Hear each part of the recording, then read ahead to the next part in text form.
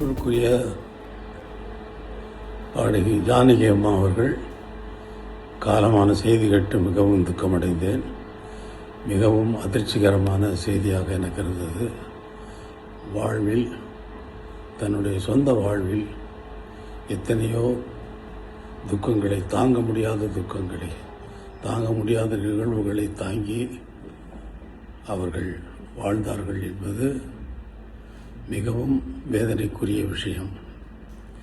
உலக கம்போசர்கள் மிகவும் மாமேதைகள். அவர்களுடைய ஒவ்வொருவருடைய வாழ்விலும் அவர்களுடைய தனிப்பட்ட வாழ்க்கை மிகவும் துக்கமானதாக இருந்திருக்கிறது என்பதுதான் இதுவரை நடந்திருக்கிறது.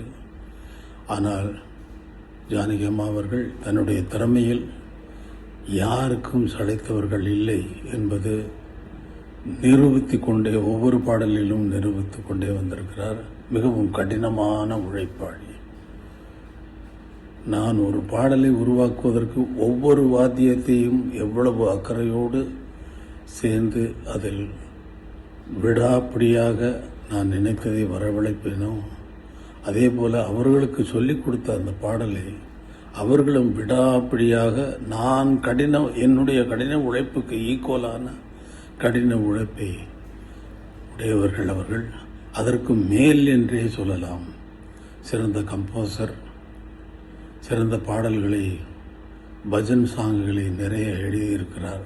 அவருடைய இழப்பு இந்திய திரைப்பட சங்கீத உலகத்திற்கு ஒரு பெரிய இழப்பு. அவரது ஆத்மா சாந்தி அடைய இறைவனை வேண்டுகிறேன்.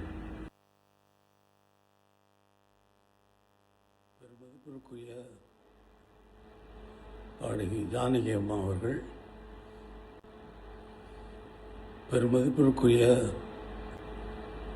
பாடகி ஜானகி அம்மா அவர்கள் காலமான செய்தி கேட்டு மிகவும் துக்கமடைந்தேன். மிகவும் அதிர்ச்சிகரமான செய்தியாக எனக்கு இருந்தது.